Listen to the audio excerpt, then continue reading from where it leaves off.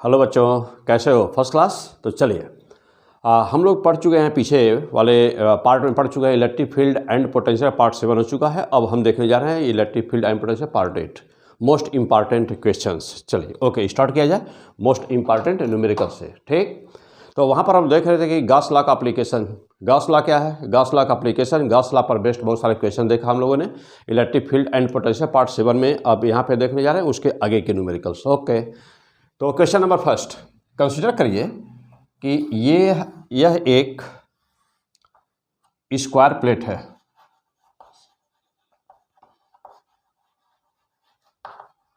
क्या है यह एक स्क्वायर प्लेट है। ओके, और अब स्क्वायर प्लेट और यहाँ पर एक इलेक्ट्रिक फील्ड में रखा हुआ है। उस इलेक्ट्रिक फील्ड की वैल्यू दी हुई है।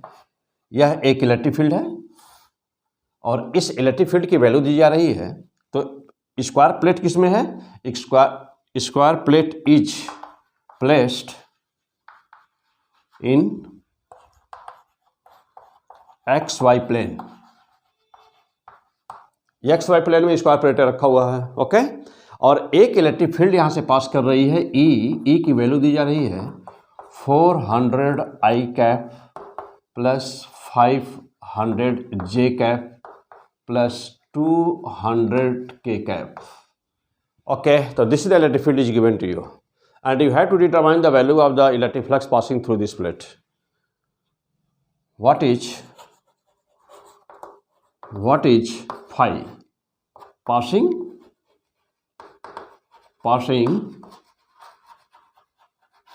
through this plate? Okay, तो पीछे आप 6-7 में अब गॉस लॉ अच्छी तरह से पढ़ चुके होंगे। पीछे के सारे एपिसोड अवश्य देखे होंगे और वहाँ तैयार होगा। यदि वहाँ का तैयार है तो ठीक, वहाँ जहाँ हो चुका उसके आगे का ये पार्ट है मोस्ट इंपॉर्टेंट न्यूमेरिकल। कैसे इसका आंसर देंगे? ट्राई टू डू, जल्दी करिए फटाफट। हाँ, और एक बात और कि ये जो स्क्वायर प्लेट है ना, उसकी साइड दी हुई है, सभी साइड इसकी एल है और एल की वैल्यू दी हुई है L equal to 20 centimetre. L is how much? 20 centimetre. हाँ, अब वैल्यू निकाल दीजिए इसकी, जल्दी करिए फटाफट करिए। मैं करूं? हो गया? क्वेश्चन देख लिया, समझ में आ गया? First class. आ जाओ। तो जानते हो कि फाई बराबर क्या होता है बेटा? फाई इक्वल टू, जल्दी बोलो फार्मूला फाई का। कितने फार्मूला? नंबर 1, फाई बराबर ई ए कॉस थीटा। चलो, थीटा क्या है भाई? Theta is the angle between vector E and D S. ये सारी बातें जम करके हम लोग पीछे क्या हुआ है, पीछे पढ़ चुके हैं। तो वहाँ पर पहले देख लेंगे, तब आप इस न्यूमेरिकल को सॉल्व करेंगे ना, बिल्कुल रेगुलर और सिस्टमेटिक सब कुछ। ओके, चलो। तो theta equal to E vector E dot D S के बीच का एंगल है। ई इलेक्ट्रिक फील्ड है। अब जब यहाँ पर देख रहे हैं electric field, very important question, most important question. तो जब देख रहे हो कि यहाँ पर E equal to so much दिया हुआ है, जानते हो कि अब हटा दें। क्वेश्चन तो क्लियर हो गया ना, क्या पूछा गया है, क्या करना है आपको? क्लियर हो गए हो? हटा देते हैं question. Plate X Y plate, ये जो प्लेट है वह किस में है? एक्स वाई प्लेन में है और मेटल का बना हुआ है ना, मेड ऑफ मेटल का बना हुआ है। चलिए अब जा देखिए। तो जानते हो कि इलेक्ट्रिक फील्ड कैसे रिप्रेजेंट की जाती है? जल्दी बोलिए, इलेक्ट्रिक फील्ड कैसे रिप्रेजेंट करोगे? Electric field E equal to E X I plus E Y J plus E K X Y, यहाँ पे बेटा जेड वेक्टर के, यूनिट वेक्टर के। This is the idea to represent the electric field anywhere. This is the idea to represent electric field anywhere. Electric field हमेशा इस तरह से represent की जाती है। ठीक, अब कंपेयर करिए। यहाँ पर आपको ई एक्स की वैल्यू कितनी दिख रही है? यहाँ पर ई एक्स इक्वल टू, हाँ यूनिट में इसकी यूनिट लगा दीजिए, वोल्ट पर मीटर। ओके, या न्यूटन पर कूलम, जो भी दिया हो। तो ई एक्स यहाँ पे वोल्ट पर मीटर दिया है, तो ई एक्स बराबर बोलो कितना हुआ? 400 वोल्ट पर मीटर। ई वाई बराबर कितना हुआ? ई वाई बराबर 500 वोल्ट पर मीटर। और ई जेड बराबर कितना हुआ 200 वोल्ट पर मीटर। ओके, चलो आ जाओ। अब यह देखिएगा, जब यह इलेक्ट्रिक फील्ड, यह इलेक्ट्रिक फील्ड किसमें है, प्लेट किसमें रखी हुई है बेटा, एक्स वाई प्लेन में।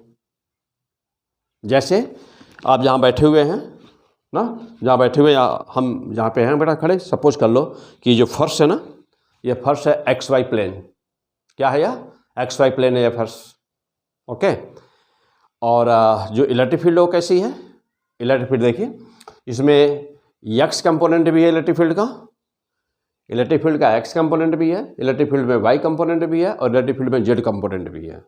तो क्या हो गया, कैसे सॉल्व करोगे, बहुत ही fantastic question, most important question. कैसे करोगे, या दिमाग लगाओ थोड़ा सा। एक्स वाई में है तो इलेक्ट्रिक फील्ड में चूंकि तीनों कंपोनेंट है, इसका मतलब ये हुआ कि इलेक्ट्रिक फील्ड कुछ एंगल बनाता हुआ जा रही है स्पेस में। उसका वैल्यू एक्स पर भी है, उसकी वैल्यू वाई पर भी है, और उसकी वैल्यू जेड पर भी है ना। चलिए अब पहले ये देखिए कि चूंकि 3D में है इलेक्ट्रिक फील्ड आपकी 3D में है, तो ये देखिए कि एक्स कंपोनेंट कहाँ पड़ेगा, वाई कंपोनेंट कहाँ पड़ेगा, और जेड कंपोनेंट कहाँ पड़ेगा। सबसे पहला काम तो एक्स कंपोनेंट कहाँ पड़ेगा, चलिए ये इलेक्ट्रिक फील्ड है, यह इलेक्ट्रिक फील्ड है, इसको हम लोग इसको मान लेते हैं एक्स एक्सिस, ये है वाई एक्सिस, और ये ओके देखिए, ओके दिस समझ गया ना, मीन्स ये चाक का डायरेक्शन। बेटा समझो, first class fantastic physics, P100 physics, और मैं वही STP सर। हाँ कमान, तो ये कौन सा है, जेड एक्सिस। तो जेड एक्सिस हवा में है, 3D फिगर कहाँ बना दिया जाए, तो इसको हवा में खींचने के लिए क्या करूँ, हाँ डाउन साइड।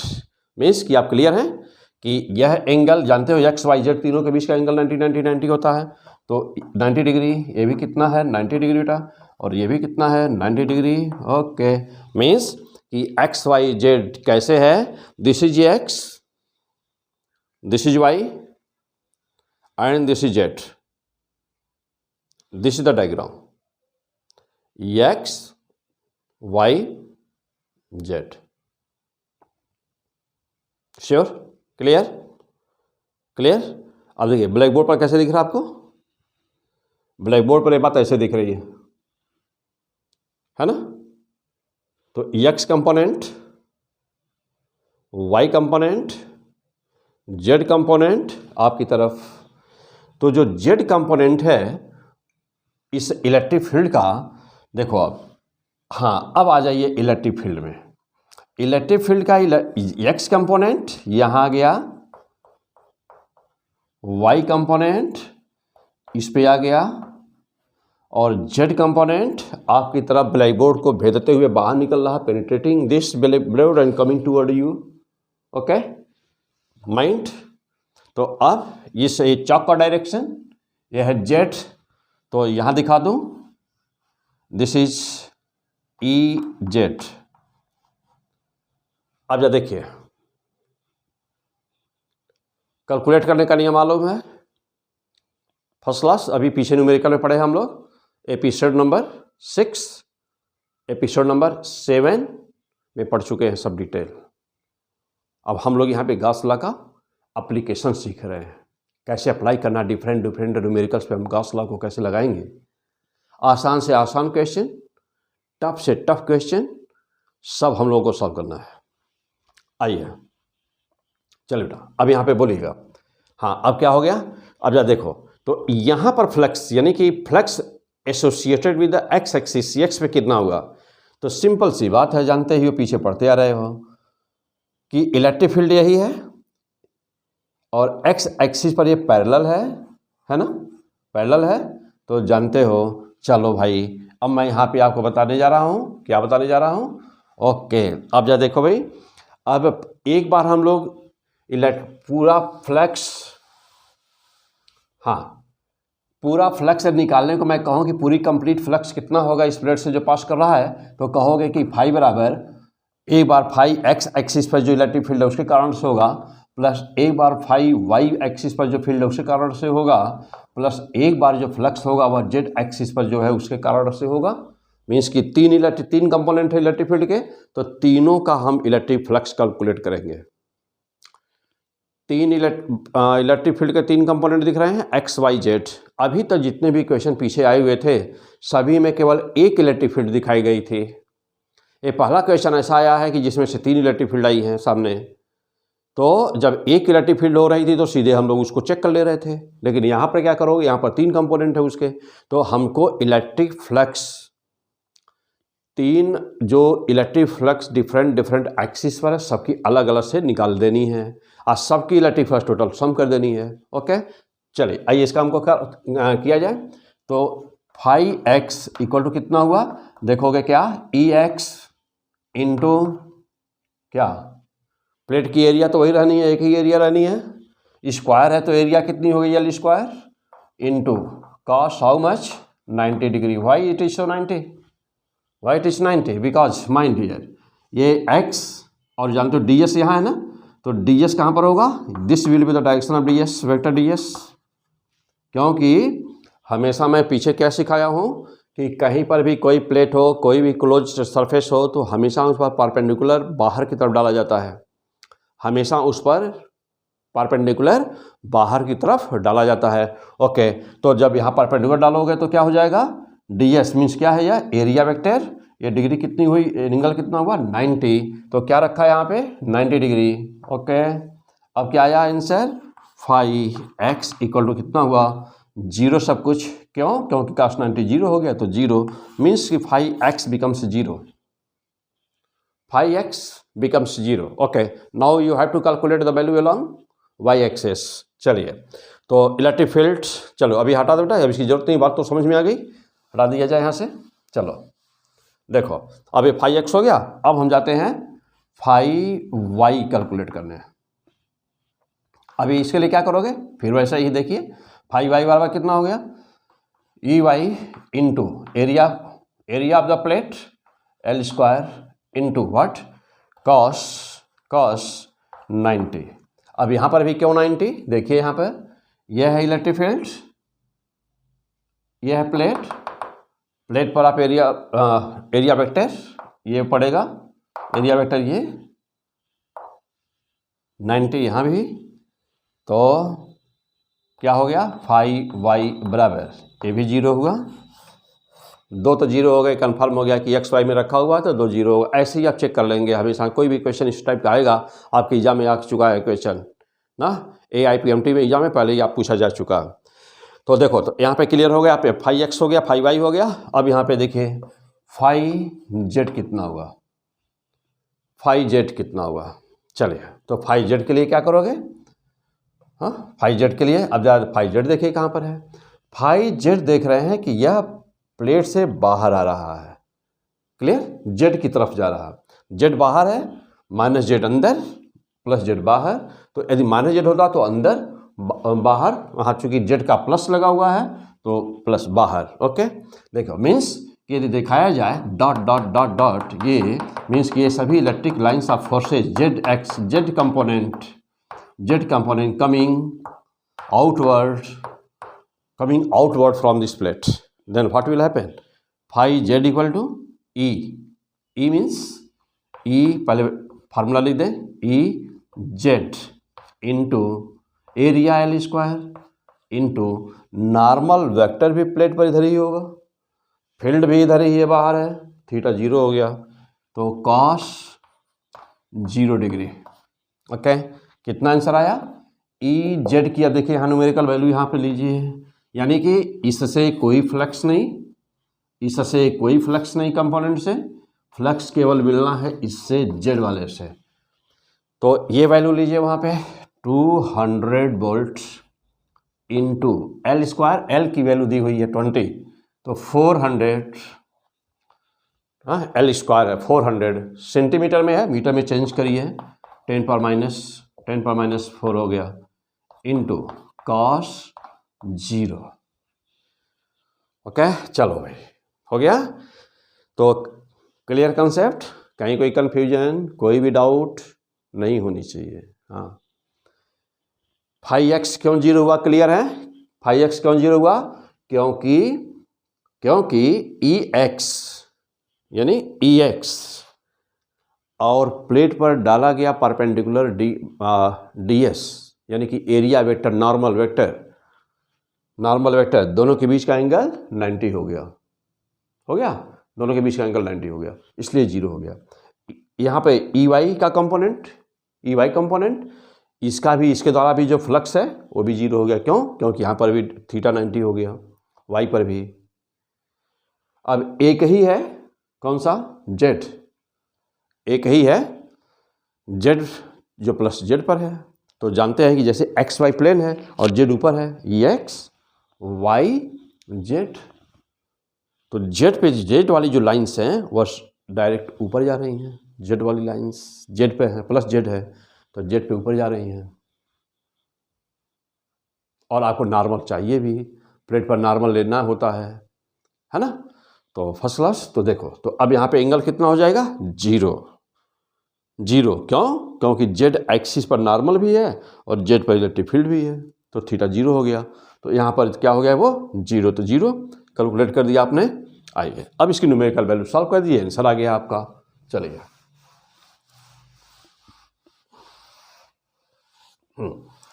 अब क्या हुआ? Five Z. तो फाइव जेड की वैल्यू कितनी आई? कितना था? 200 इंटू 400 इंटू 10⁻⁴ ओके। और क्या? हाँ, और क्या? 400 इंटू 10⁻⁴, cos 0 1 हो गया, तो उसकी 1 छोड़ दीजिए, हो गया। अब देखो, तो 5z की वैल्यू कितनी आई? तो 4 इंटू 2 8 हो गया, इंटू 2 4 जीरो यहाँ के 4 से सभी जीरो कैंसिल हो गए, 8 क्या? Volt metre. This is the unit volt meter is the unit of the electric flux. And what is the now the total? क्योंकि दो तो जीरो ही हो गया एक्स वाई, तो यही टोटल भी हो गया। तो 5 total equal to 5z equal to 8 क्या? Volt metre. Okay, clear? तो this is the electric flux. Fantastic. कोई प्रॉब्लम? कहीं पर किसी को कोई प्रॉब्लम है? क्लियर? बहुत ही आसान सब कुछ। तो पीछे आप पढ़ते आ रहे हैं, इस टाइप के क्वेश्चंस आपने बता चुका हूँ पीछे ना, सब रिवाइज कर लीजिए, देख लीजिए ठीक से। चलिए अगला क्वेश्चन लेते हैं। अब नेक्स्ट, अब हम लोगों को गॉस लॉ यानी टॉपिक चल रहा है 7 नंबर में भी मैक्सिमम सारे क्वेश्चंस लगभग गॉस लॉ के ही थे, और यहाँ पर भी हम लोग देख रहे हैं गॉस लॉ के डिफरेंट क्वेश्चंस। तो आइए अभी 2 क्वेश्चन सॉल्व लेते हैं अभी, और बहुत ही इंपॉर्टेंट यहाँ पर ना, यहाँ मैं आगे अभी जो बताने वाला हूँ बहुत ही इंपॉर्टेंट न्यूमेरिकल सेंस है। चलिए अब ऐसे क्वेश्चंस को आप सॉल्व कर लेंगे जहाँ पर भी कंपोनेंट बना करके दे दिया जाएगा और कोई एरिया दे दी जाएगी ना, तो वहाँ पर देख लेंगे आप कि एक्स एक्सिस वाला, वाई एक्सिस वाला और जेड एक्सिस वाले में से कौन प्लेट कहाँ पर दी हुई है, एरिया कहाँ पर है, प्लेट कहाँ पर दी हुई है, और कौन सा उसमें से E X, E Y, E Z में से कौन सा इफेक्टिव है। क्लियर? ओके, चलिए आ जाओ। अब अगला पॉइंट हम लोग का नेक्स्ट पॉइंट यह है कि यहाँ पर यह एक प्लेट दी हुई है, यह भी एक स्क्वायर प्लेट है, एक स्क्वायर प्लेट है यह। साइड, हर साइड इसकी एल मान लेते हैं, एल ना, एल साइड है, एल सेंटीमीटर, एल साइड है इसकी, या एल ही रहते, एल कोई यूनिट भी रहे, एल ले लेते या एल सेंटीमीटर कर दिया जाए। चलिए, तो हर साइड इसकी कितनी प्लेट की? एल सेंटीमीटर, इस साइड प्लेट की स्क्वायर प्लेट है, मेटल की एक प्लेट है, ले लिया। आ जाओ, अब जा देखिए, अब इसके सेंटर से, प्लेट के सेंटर से कुछ दूरी पर, कितने दूरी पर? L/2। तो L/2 डिस्टेंस पर, L/2 डिस्टेंस पर एक चार्ज रखा है Q, एक चार्ज रखा हुआ और आपसे पूछा जा रहा है, क्या पूछा जा रहा है आपसे, कि इस प्लेट से ओके कितने इलेक्ट्रिक फ्लक्स पास कर रही है। तो what is electric flux passing, okay इस प्लेट से कितनी इलेक्ट्रिक फ्लक्स पास कर रही है। जल्दी मारिए, आंसर मारिए फटाफट, चलो आंसर करो आंसर करो आंसर करो जल्दी से, कितना आंसर आएगा सोचिए, सॉल्व करो जल्दी। हो गया, मिटा दे क्वेश्चन, मालूम हो गया क्या करना है फिर। हाँ आया, मैं करूँ, चलो ठीक है, एक बार देख लो फिर आना चाहिए बाद में ना, अपने आप आना चाहिए। चलिए क्या करिएगा, क्या करिएगा, चार्ज है ना। तो सबसे पहले पॉइंट ये देखना है कि गॉस लॉ कैसे सरफेस अप्लाई करते हो, क्या होना चाहिए उसको, क्लोज, क्या होना चाहिए, क्लोज सरफेस होना। पहला पॉइंट तो ये क्लियर है कि गॉस लॉ के लिए सरफेस क्लोज होना चाहिए, ठीक है। अच्छा अब क्लोज सरफेस के लिए क्या करिएगा, क्लोज सरफेस के लिए क्या किया, अभी क्लोज करना है, क्लोज करो, बस सिंपल सी बात है, क्लोज कर दो। कैसे, तो एक यूँ समझिए, आ जाओ, यह एक प्लेट है, इस हैंड का हमारा प्लेट है समझिए, ठीक, ओके फर्स्ट क्लास प्लेट है, प्लेट है, हाँ ले लो चलो, ये प्लेट है। आओ, और यहाँ पर प्लेट की साइड, प्रत्येक इसकी भुजाएं साइड कितनी है इसकी, एल, मीन्स हर साइड इसकी एल है, यानी स्क्वायर प्लेट है, मेटल की बनी हुई है, ठीक। हाँ अब इसके ठीक ऊपर L/2 पर चार्ज रखा गया है, ठीक ठीक। तो अब मन में सोचिए कि इसको क्लोज करना है ना, तो क्लोज करने के लिए मन में सोचिए कैसे, क्या करते थे, अभी हम लोग सिलेंडर लिए थे, सिलेंडर के माउथ पर चार्ज था, तो क्या किए थे आप, वैसे ही एक और ले लिए थे। तो L/2 पर है ना, यह L/2 पर है, L/2 डिस्टेंस इसके ऊपर एक ऐसे ही एक इतनी ही बड़ी, ठीक इसी के बराबर, इसी के समांतर दूसरी प्लेट लगाइए, तो लगा दिए, लगा, हाँ बोलो भाई, लग गया, चलो लग गया ना। अच्छा एक ऊपर लगा दिए, तो नीचे और ऊपर तो हो गया पैक। अब देखो, जो ऊपर आप इसके ऊपर जितना इस प्लेट से जितनी ऊंचाई पर यह चार्ज है, ठीक उतना ही ऊंचाई पर एक दूसरी प्लेट रख दिए आप, ओके। तो क्या हुआ, ये दोनों प्लेट के ठीक बीच में आ गया, सेंटर पे आ गया ना, L/2 नीचे L/2 ऊपर, और एक जितनी प्लेट नीचे जितनी बड़ी उतनी ही प्लेट उतनी ही बड़ी, मन में सोच लिया एक ऊपर, तो ये चार्ज नीचे ऊपर पैक हो गया। अच्छा लेकिन आमने सामने भी तो पैक चाहिए ना, तो एक प्लेट तो था ही, चलिए अब दो आमने सामने ऐसे लगा दीजिए, इधर से भी पैक, दो इधर से भी तो पैक करना पड़ेगा ना, तो इधर से भी पैक कर दीजिए, क्या बन गया, क्यूब। एक प्लेट था ही और 5 अपने मन में से सोच लिए लगाने के लिए, यानी यूं समझिए कि जहां बैठे हो ना, फर्श तो था ही, और इस फर्श के ऊपर सेंटर पर आधे पर था चार्ज, तो जो सीलिंग है, ऊपर छत है, तो ये सेंटर पे था, L/2 पर था, तो L/2 पर एक और प्लेट ले लिया, मन में सोच लिया, तो नीचे और ऊपर दो तो ये हो गए, और एक पीछे और एक सामने, दो ये हो गए उतने उतने दूरी पर दोनों, और एक इधर और एक इधर, तो कुल कितने हुए 6, क्या बन गया, क्यूब, क्या बन गया, क्यूब, ओके। देखिए तो बन गया क्यूब, बन गया ना,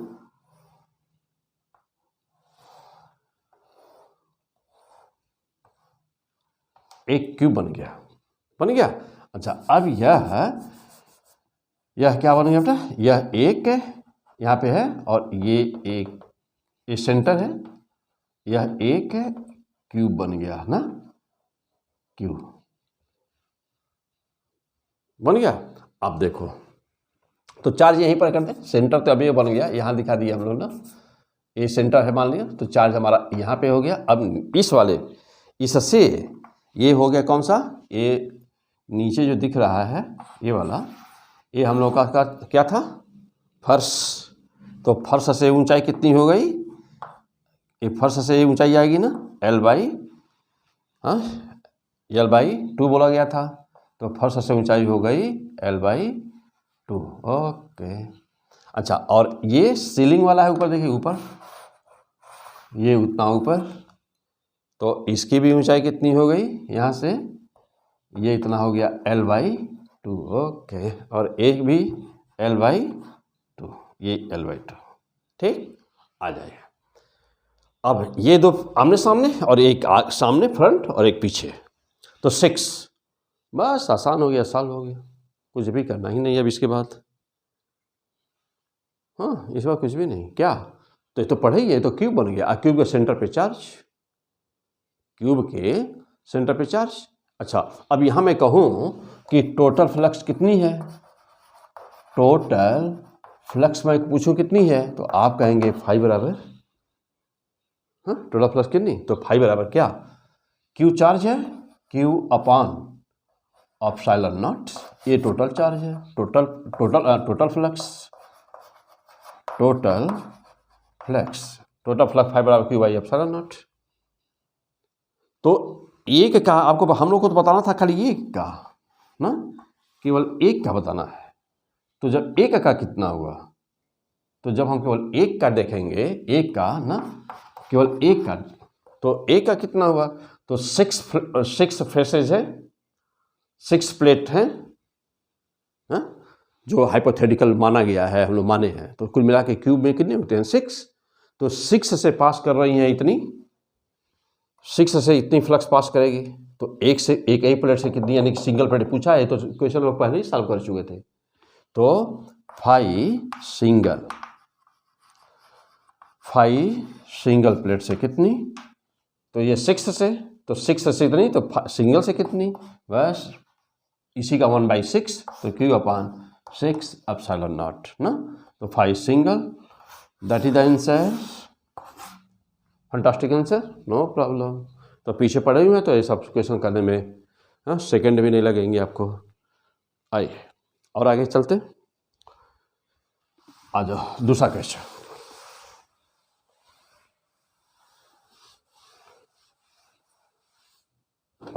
हाँ, अब जा देखिए, अब ये कहा जा रहा है कि यह एक बॉक्स है, अगला क्वेश्चन, यह एक बॉक्स है,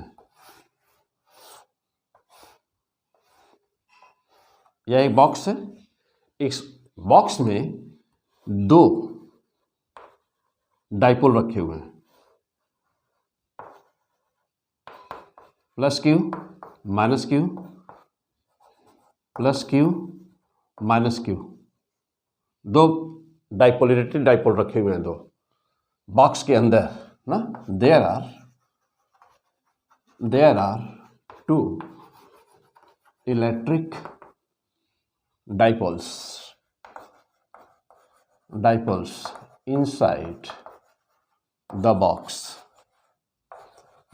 box, या बताना क्या है, what is electric flux passing through this box, तो इस बॉक्स से पास करने वाले कुल इलेक्ट्रिक फ्लक्स कितनी है। वेरी सिंपल क्वेश्चन, आंसर मानिए जल्दी फटाफट। क्या करते हो, टोटल जो सरफेस होता है, इंक्लोज जो सरफेस होता है, उसके अंदर आप देखते हैं कि टोटल चार्ज कितना है, तो आ जाइए। तो पहला स्टेप, टोटल इनक्लोज्ड चार्ज, तो जानते हो कि किसी इलेक्ट्रिक डाइपोल पर कुल चार्ज कितने होते हैं, किसी भी इलेक्ट्रिक डाइपोल पर चार्ज कितना होता है, लिखो जल्दी,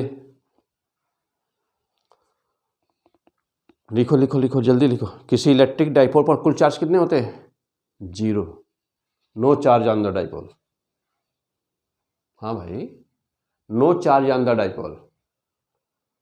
अच्छा, जो प्लस क्यू माइनस क्यू सोच रहे हो क्या होते हैं, तो इलेक्ट्रिक डाइपोल पर पूछ रहा है ना, तो plus Q and minus Q दोनों चार्ज एडिटिव होते हैं ना नेचर में, and follow algebraic rule. Electric field and potential part number 1 में सब बताया गया है। तो किसी डाइपोल पर चार्ज कितना, 0, नेट चार्ज 0, जितना प्लस उतना ही माइनस। तो गॉसियन सरफेस के अंदर इनक्लोज्ड सरफेस के अंदर का टोटल चार्ज निकालते हो ना, तो जब यहाँ पर टोटल चार्ज आपने निकाला, ज्यों ही आपने यहाँ पे टोटल चार्ज निकाला, तो टोटल चार्ज कितना हो जाना है, टोटल चार्ज कितना हो जाना है, देखिए टोटल इनक्लोज चार्ज, तो बराबर एक डाइपोल पर देखिए प्लस क्यू, इसी एक वाले डाइपोल प्लस क्यू जितना उतना ही माइनस क्यू, फिर दूसरे वाले पर क्यू, फिर minus Q, total is how much, 0। तो फाई बराबर क्या होगा, फाई बराबर 0, क्यों, because total charge inside the closed surface is 0। Okay, next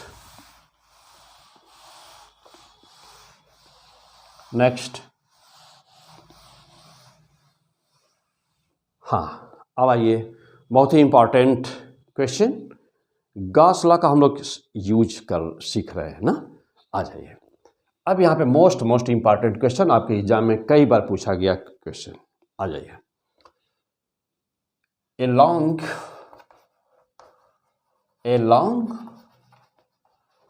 charged string of linear charge density lambda। Okay, ये है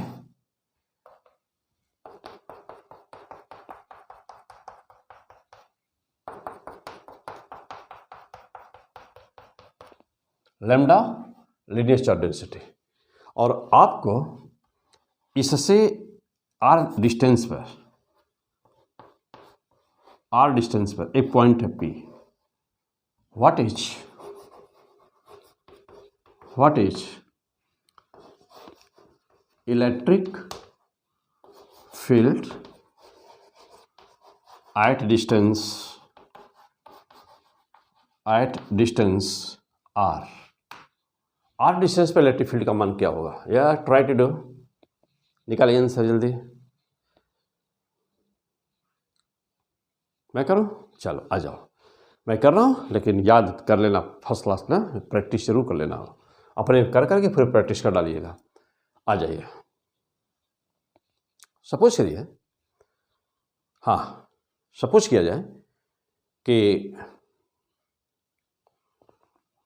अब ये एक स्ट्रिंग है, रस्सी है, एक रस्सी है बेटा, रस्सी, ओके, स्ट्रिंग रस्सी, हाँ चलिए, तो यह है, ये स्ट्रिंग है, एक रस्सी है, इस पे चार्ज है, ये चार्ज स्ट्रिंग है, चार्ज, और गॉस लॉ लगाने के लिए क्लोज करना होगा, गॉस लॉ लगाने के लिए क्लोज करना होगा, करिए क्लोज, करिए क्लोज करो, चारों तरफ से ना घेरना है, तो जिस पॉइंट पे बताना है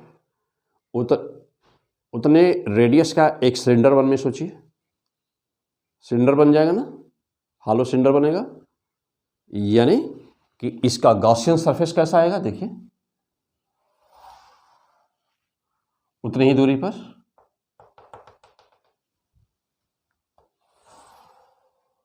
ओके, उतनी ही दूरी पर क्या बनेगा,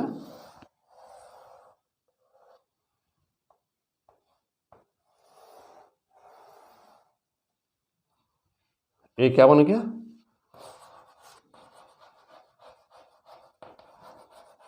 गॉसियन सरफेस। तो this is the Gaussian surface.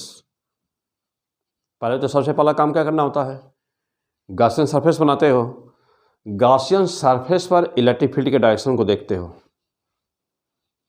फिर पहला स्टेप गॉसियन सरफेस, दूसरा स्टेप इलेक्ट्रिक फील्ड का डायरेक्शन गॉसियन सरफेस पे कहाँ पे है। नंबर 3 फिर देखते हो एरिया वेक्टर का डायरेक्शन कहाँ पर है। चौथा स्टेप फिर देखते हो कि एरिया वेक्टर और इलेक्ट्रिक फील्ड के बीच का एंगल थीटा जो जरूरत पड़ती है फाई बराबर ई ए कॉस थीटा में थीटा कितना है ये देखते हो। चलो स्टेप वाइज पूरा काम करिए, स्टेप वाइज पूरा काम कर लिया, स्टेप वाइज पूरा काम।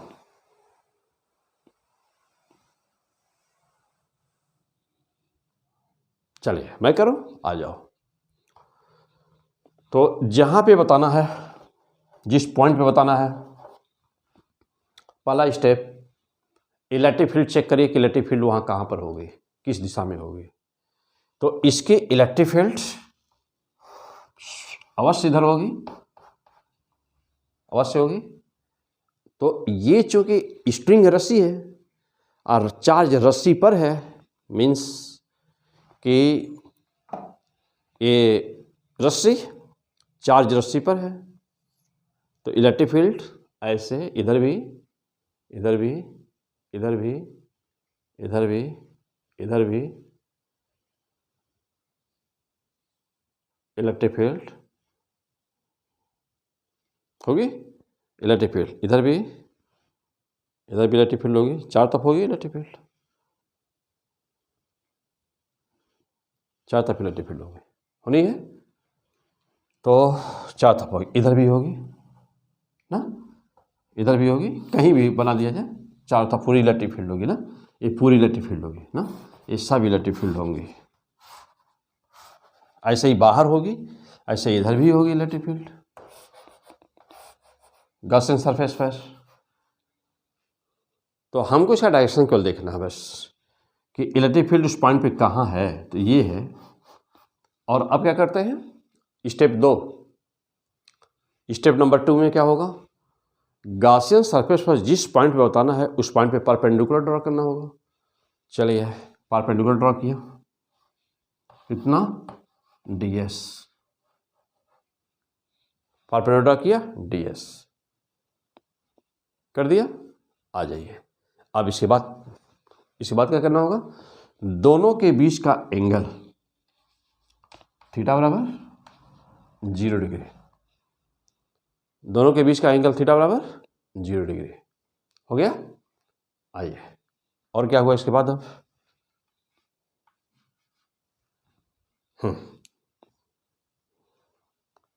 इसके बाद क्या हुआ, आओ, तो थीटा बराबर 0 डिग्री हो गया। आ जाओ अब इसके बाद क्या, अगला स्टेप, बस फार्मूला लगा दीजिए। चलो तो हटा दें ये सब, इधर साइड से हटा दिया जाए, देख चुके समझ लिए हैं सब। चलिए अब हाँ, phi equal to E A cos theta, okay. Phi equal to E A की वैल्यू रखिए, सिलेंडर है, एरिया क्या होगा इसका, सिलेंडर की एरिया क्या होगी, जल्दी बोलिए,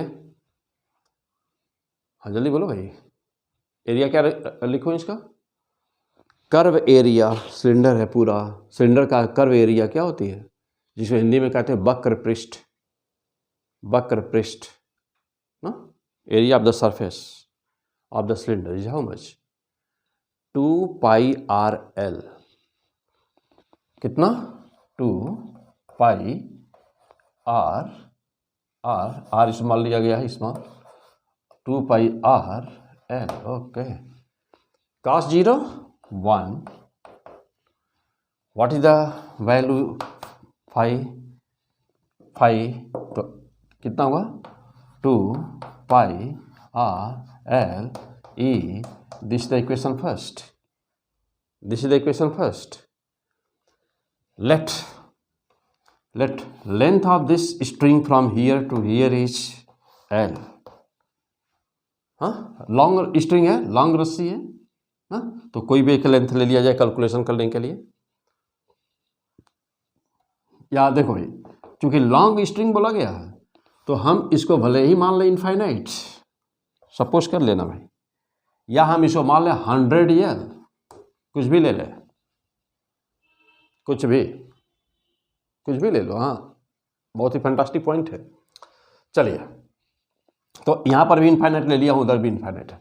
हम एक एल ले लिया, बस एक उसमें का सेगमेंट ले लिया ना, ए लॉन्ग है। इधर भी देखना कि ए लॉन्ग है, ठीक है, लॉन्ग स्ट्रिंग हमने इसमें से एक सेगमेंट केवल ले लिया छोटा सा। ओके, अब जाओ। तो अब ये तो फर्स्ट इक्वेशन हो गया। अब ये देखिए कि what is the amount of the charge enclosed inside this Gaussian surface. Amount of the charge enclosed inside the Gaussian surface is how much, Q equal to Q total. निकालते हो ना, Q total निकालना है ना हम लोगों को। चलो बताओ कितना हुआ भाई। लीनियर चार्ज डेंसिटी लैम्डा है, लेंथ यहाँ से यहाँ तक माना हम लोगों ने L है, तो चार्ज इतना हो गया। तो फाई कितना हुआ, तो फाई फार्मूला याद है, फाई बराबर बोलिए Q total upon epsilon not. अब ये Q टोटल कितना हुआ, lambda L upon epsilon not. Okay, तो ये हो गया नंबर सेकेंड, हो गया, ये हुआ नंबर सेकेंड। आ जाइए, हटा दें, अब कोई जरूरत नहीं है डायग्राम की। ओके, चलिए, चलो यहाँ रहने दे रहे हैं। हाँ, अब आ जाए, देखिए अब यहाँ पे आ जाए equation number first, equation number second, दोनों इक्वेशन बराबर कर दीजिए, इक्वेट कर दिए, क्योंकि दोनों एक ही के लिए सॉल्व किया। लेफ्ट हैंड बराबर राइट हैंड बराबर होगा दोनों का। आ जाइए, तो इधर कितना है देखिए, लेफ्ट हैंड में कितना आया था 2 पाई और LE इक्वल टू, अब इसमें देखिए कितना आया हुआ है, lambda L upon epsilon not, ये आया हुआ है। L यहाँ भी है, L यहाँ भी। This is the fantastic point of the question. मैं कहा ना कि लंबाई चाहे जितना भी हो, एक छोटा सा सेगमेंट लेंगे, जो भी आप लंबाई लेंगे वो लंबाई क्या होनी है, कैंसिल। देखिए LCL कैंसिल हो गया। अब E बराबर, तो E की वैल्यू कितनी आई, वायर इनफाइनाइट है, आपने केवल L लंबाई का लेंथ का सेगमेंट एक ले लिया था। चलिए, तो अब देखो E बराबर कितना हुआ, बचा क्या, तो lambda upon 2 pi epsilon not R। Fantastic. Okay, तो this is the answer, equal to lambda upon 2 pi epsilon not R। हो गया, फैंटास्टिक। तो क्या पढ़ रहे थे आप, physics. Okay, physics P100 physics. Okay, एक फर्स्ट क्लास कंसेप्ट कैसे निकाला गया, बिल्कुल लग रहा होगा कि क्लासरूम में पढ़ रहे हो, है ना। हाँ, ओके, कहीं कोई डाउट, कोई confusion, clear. E equal to lambda upon 2 pi epsilon not R, जहाँ लैम्डा क्या बेटा, इसका linear charge density. Linear charge density क्या होती है, एकांक लंबाई पर रहने वाले चार्ज की मात्रा को, अमाउंट को लीनियर चार्ज डेंसिटी कहते हैं। Linear charge density is the charge on the string per unit length. हो गया। अब यहाँ से एक बात और, क्या कि E बराबर, या आपसे जब पूछा जाए क्वेश्चन के लिए बेटा, कंपटीशन के लिए तैयार हो जाओ, तो E proportional to 1 upon R। Okay, E proportional to 1 upon R। Generally हम लोग देखते हैं कि पॉइंट चार्ज में इलेक्ट्रिक फील्ड कैसे वेरी कर रहे थे, याद करो। पॉइंट चार्ज बोलिए जल्दी, पॉइंट चार्ज में electric field E proportional to 1 by R square कर रहे थे। अब बोलो भाई, ये पॉइंट चार्ज में था, ये चार्ज स्ट्रिंग में आया, हटा दें, मिटा दें, हो चुका है ना सब कुछ। चलिए आ जाओ, देखो तो अब आपके सामने ना, चलो मैं हटा दूं, सब हटा दूँ और तब मैं, हाँ आ जाओ। अब आपके सामने मैं 3 लाइनें लिखता हूँ। कौन सी line? Number 1, E proportional to R पर 0। Number 2, E proportional to R पर -2। Number 3, E proportional to R पर -1। हो गया? मैं 3 लाइनें लिखा हूँ। E प्रोपोर्शनल टू R पर 0, E प्रोपोर्शनल टू R पर -2, E प्रोपोर्शनल R पर -1। तीनों का नाम लिख दीजिए सामने। ये कब होगा, इसका ग्राफ कैसा होगा, ये कब होगा, इसका ग्राफ कैसा होगा, ये कब होगा और इसका ग्राफ कैसा होगा। चलिए बोलिए जल्दी, पहले तो नाम लिखिए सबका। हाँ बोलिए, ये किसका है? बोलो क्या लिखूं यहाँ पे, जल्दी बोलिए। गुड। क्या बोले हो? चार्ज शीट बोले हो ना? Charge sheet, okay fantastic. हाँ चलो इसको बोलो, क्या बोले हो? क्या बोले हो? Point charge, okay. तो ये पॉइंट चार्ज की इलेक्ट्रिक फील्ड है ना। चलो अब बोलो, इसको क्या बोले हो?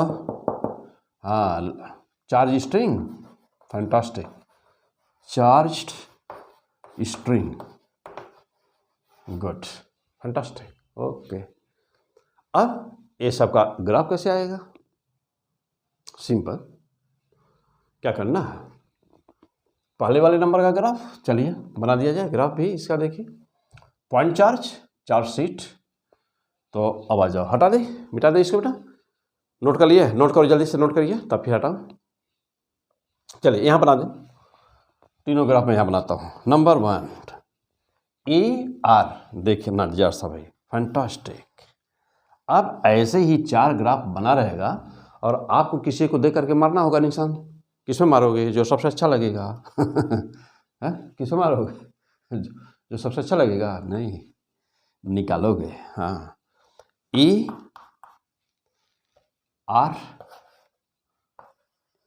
बराबर 0 से R एक्स एक्सिस पर। चलो ध्यान देना, R पे डिपेंड ही नहीं कर रहा है ना। ओके, ये कितना वैल्यू होगी? ये कितनी वैल्यू हो सकती है? या तो ये E बराबर सिग्मा अपान एप्सिलॉन नॉट हो, एक सिंगल सीट होगी तो 2 एप्सिलॉन नॉट हो, है कि नहीं। 4 सीट बोला गया है तो this is the answer, means कि फर्स्ट आंसर हो गया। आ जाओ अब दूसरे वाले का, इसका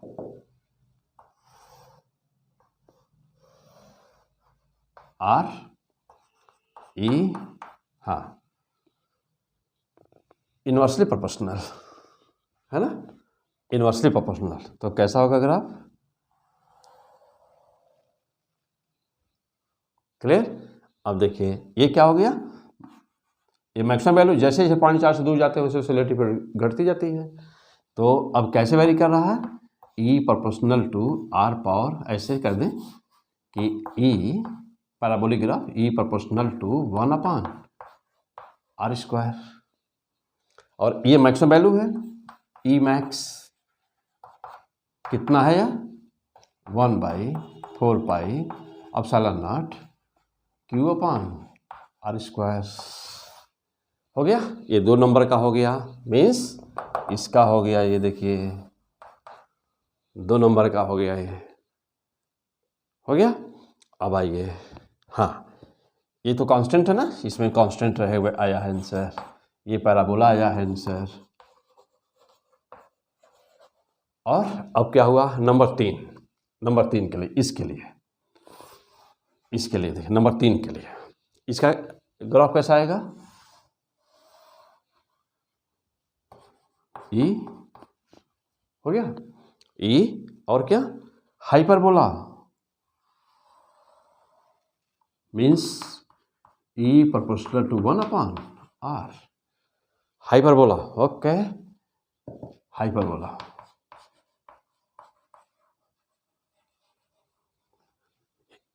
हाँ, यहाँ तो होगा कांस्टेंट, यानी नियत रहेगा, वैल्यू में कोई अंतर नहीं। इसको कहते हैं पैराबोला, पैराबोला, हाँ परवलय। और हाइपरबोला, इसको हिंदी में बोलते बेटा अति परवलय ना, अति परवलय। और ये क्या रहा, डिस्टेंस। किसका था ये, चार्ज स्ट्रिंग का। तो हो गया, फैंटास्टिक। तो सारी बातें क्लियर हो गई आपको, सारी बातें क्लियर यहाँ पे, कोई डाउट बेटा, कोई कन्फ्यूजन नहीं रहना चाहिए ना, कंसेप्ट में कोई कन्फ्यूजन नहीं रहना चाहिए। चलो आ जाओ, अब अगला पॉइंट आगे बढ़ा जाए। चलिए ओके, फैंटास्टिक। नेक्स्ट पॉइंट, हाँ, और अब पॉइंट हम लोग का है मोस्ट इम्पॉर्टेंट क्वेश्चंस। तो ऐसा कुछ है ही नहीं कि जो इम्पॉर्टेंट नहीं है ना, इसमें से किसको कहा जाए कि कौन सा इम्पॉर्टेंट नहीं है कि नहीं। तो आप ये नहीं कह सकते कि कौन सा इम्पॉर्टेंट है कौन सा नहीं है, सब टोटल, यानी कि जो भी हम लोग 1 मिनट भी अपना यदि यहाँ पर समय दे रहे हैं, बट हर मिनट ही हम लोग का क्या है, इम्पॉर्टेंट है ना। इसलिए हर टॉपिक जो भी लिया जाएगा वो सब का सब इम्पॉर्टेंट ही लिया जाएगा, केवल और केवल। आ जाओ, अब सबसे इम्पॉर्टेंट पॉइंट, चलिए, जैसे मान लीजिए, सपोज करिए कि एक सेल मीन्स हॉलो स्फीयर ही है, हॉलो स्फीयर है। आईआईटी में क्वेश्चन पूछा गया,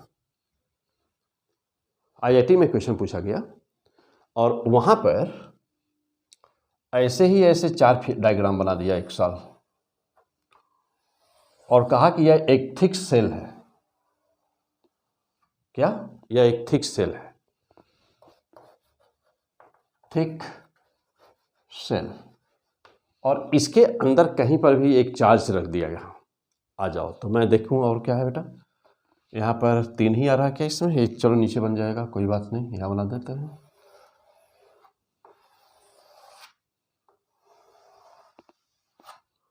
ये थिक सेल है,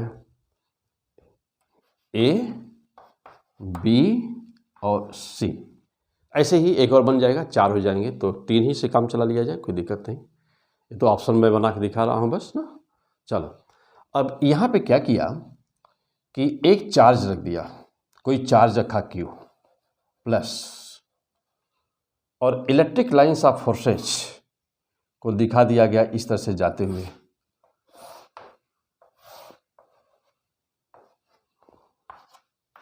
इस तरह से जाते हुए इलेक्ट्रिक लाइंस ऑफ फोर्सेज को दिखा दिया, और थिक सेल किसी बनी बेटा, मेटल की।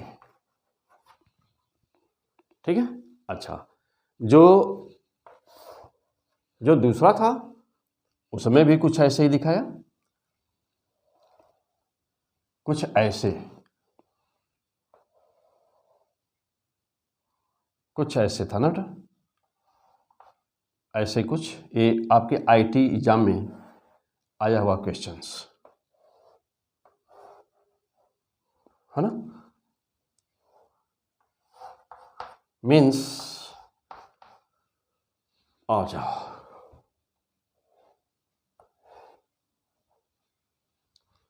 तो ये था एक ऑप्शन,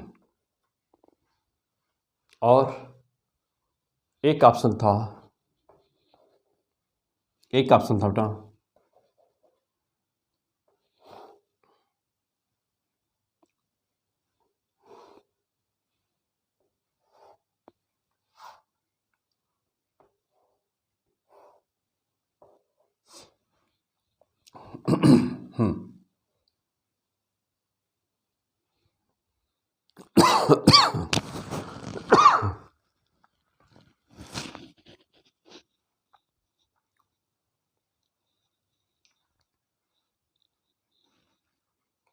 चलो यहीं रोकते हैं बेटा, इस क्वेश्चन को अगले एपिसोड में सॉल्व किया जाएगा।